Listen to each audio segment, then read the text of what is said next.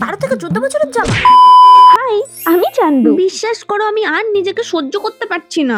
না মানে সকালবেলা ঘুম থেকে উঠে একটা সাধারণ মানুষের কত রকম টেনশন থাকে, আর আমার টেনশন হলো আজ সারাদিন আমি কি কি হেলদি খাবো।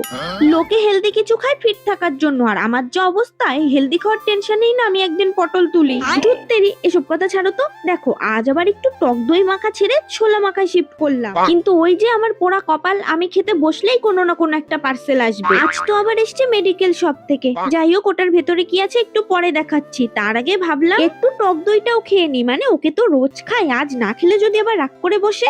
চলো এবার দেখাই মেডিকেল শপ থেকে কি পার্সেল এলো। এর মধ্যে আছে দুটো ফেস ওয়াশ, নামটা হচ্ছে পার্কাস নিম তুলসী ফেস ওয়াশ।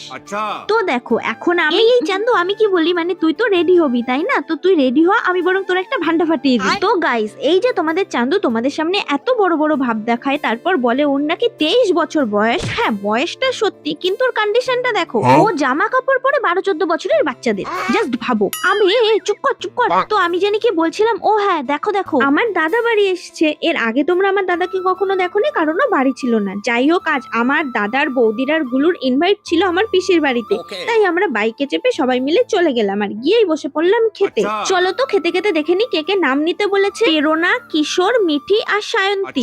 দুপুরের ভালো মন্দ খাওয়ার পর ভাবলাম একটু রেস্ট নেব, কিন্তু এই খুদে মেম্বারদের অত্যাচারে সেটা আর হলো না। একচোট মারপিট আড্ডা, তারপর কোনো মতে নিজের জীবনটা বাঁচিয়ে ছুটলাম বৌদিদের সাথে। কুল পাততে গেলে তো জলে নামতে হবে। নেমে যাচ্ছে তুমি জলে।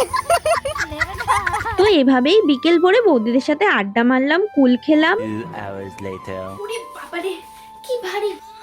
উফ, এই পাথরটা বয়ে আনতে আমার হাত আর পার পুরো 12টা বেজে গেছে। মানে পাথরটা আমি পায়ের উপর রেখে এনেছি বাইকের উপর বসে বসে। মাই গড। যাই হোক এখন আমি আবার বাজার যাব দাদার সাথে, মানে আমারই একটু দরকার আছে, তো চলো। তো দেখো আমি বাজারে গেলাম আর উল্কার বেগে ফিরে এলাম। গেছিলাম হচ্ছে এই ফ্লাওয়ার পট কিনতে, কারণ মাথায় একটা ভূত চেপেছে। সেটা কি ভূত পরের কোনো একটা ভিডিওতে শেয়ার করব। যাই হোক তারপর রান্নাঘরে গিয়ে দেখি দিদার আগমনে পিঠা তৈরির মহোৎসব শুরু হয়ে গেছে। তো আমিও আর দেরি না করে দিদা রান্না চিকেন স্যাটে আর পছন্দের পিঠে দিয়ে পেট পুজোটা সেরে নিলাম। তো আজ এই অবধি। ভিডিওটা ভালো লাগলে অবশ্যই শেয়ার করে দিও আর আমাকে ফলো করে নিও। টাটা।